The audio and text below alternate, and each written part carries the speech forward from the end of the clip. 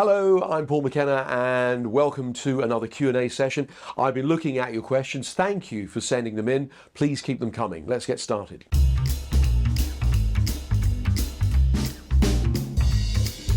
So there's one here. How did you get started in hypnosis? Well, back in the 1980s, I was a radio broadcaster and I was working in local radio and I'd had a bad day, right? I'd broken up with my girlfriend, I had a row with my boss, and people in the apartment I was living were making a noise, keeping me up at night. And I had to go off to interview the local hypnotist. And when I arrived, he said, look, rather than you interview me, I think I need to do it to you. You seem a bit stressed. Now, I was benevolently skeptical. I said, sure, go ahead. And I sat back and I closed my eyes and I felt so relaxed. My burdens and stress just lifted and melted away. And my mind became very clear and it felt really good and felt like I'd only had my eyes closed for about 5 minutes, but it'd been about half an hour. And I opened my eyes and I said, I feel great. I said, do you have any books I could borrow on this? And he lent me a book called Transformations by Richard Bandler and John Grinder, which is still the best book I've ever read on hypnosis. And I read that and I just then became utterly fascinated with it. And, I wanted to hypnotize my friends to quit smoking and lose weight and do daft things at a party. And I just became absolutely obsessed with hypnosis. And so really I changed from being a radio broadcaster and became a hypnotist.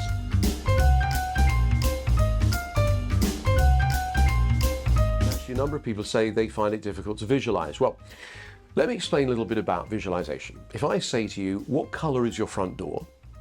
You have to visualize it to think about it. If I say, is the handle on the left or the right? You have to make a picture in order to know which side the handle's on. Now, some people think that they can't visualize, and I understand that, because they make a picture and they send the picture away so quickly that they don't notice they've done it. But some people visualize really, really well because they do it for a living, like a professional interior designer. They walk in a room and they hallucinate the color of the carpet and the curtains so they can do their job. They briefly hallucinate, right? But most people don't do that. There's a difference between reality and imagination, because otherwise it would be very confusing. So when I ask you to visualize, I'm asking you to think about something like remember your mother's face or your front door or where you parked your car or something like that. You have to make a picture in order to make sense out of it.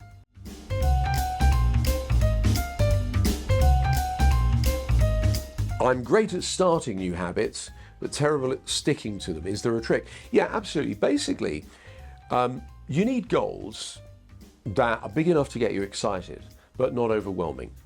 And this is the way I approach any goal. I go off into the imagined future and imagine I've achieved my goal. What do I see? What do I hear? How do I feel? I get a sensory-rich experience of it.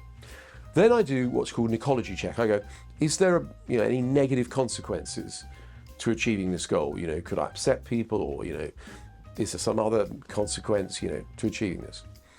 I also ask, what could stop me? What could get in the way? And how am I going to head those things off at the pass? And then this is really important. From imagining I've achieved my goal, I step back and I ask, what happened just before I achieved my goal? Okay. And then I step back a bit further. I go, what happened before that? What happened before that? Until I get all the way back to now. And then what I've got is a series of steps. I've got a route to achieving my goal. I know how I'm going to do it and I know what it's going to be like when I've achieved it. And that makes it much more likely that I'm going to achieve my goal.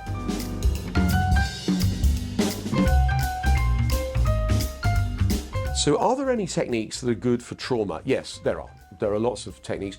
One that's particularly good is the havening technique.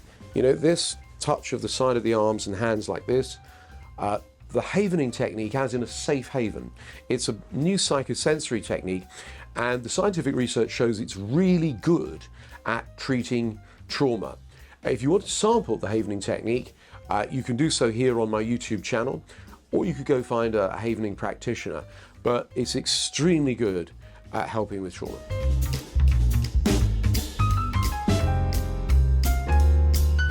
Is there a way of handling anxiety when talking to big groups and giving a presentation? Well, first of all, fear of public speaking is the largest phobia in the world.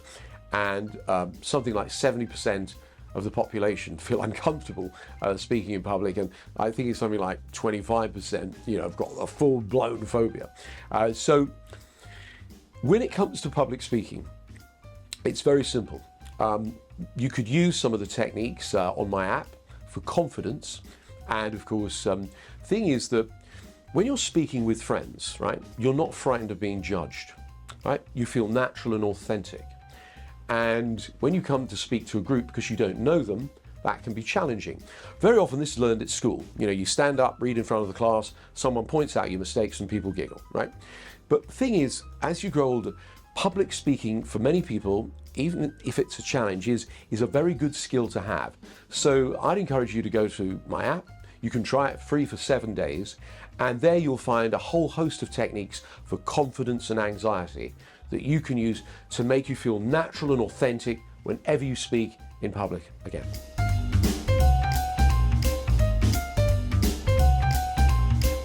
So there's one here, how can I stop comparing myself to people on social media? Now, this is a very common thing, because a lot of the way that people appear on social media is not entirely true. They've used filters and, they're trying to show you their best life, right?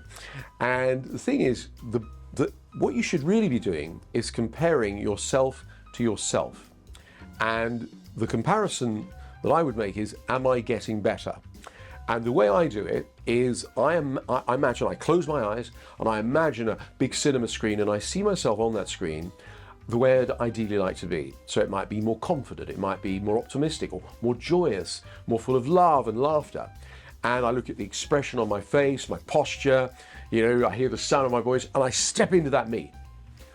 And I feel how good it feels, and I get really in touch with this great feeling, and I squeeze my thumb and middle finger together, and I do this over and over and over again. And then when I need a burst of confidence, I squeeze my thumb and middle finger together, and I feel confident. So that's what I'd recommend. So look, thank you very much for your questions. If you have more, please leave them in the comments below, and I'll do my best to get round to them the next time I do this.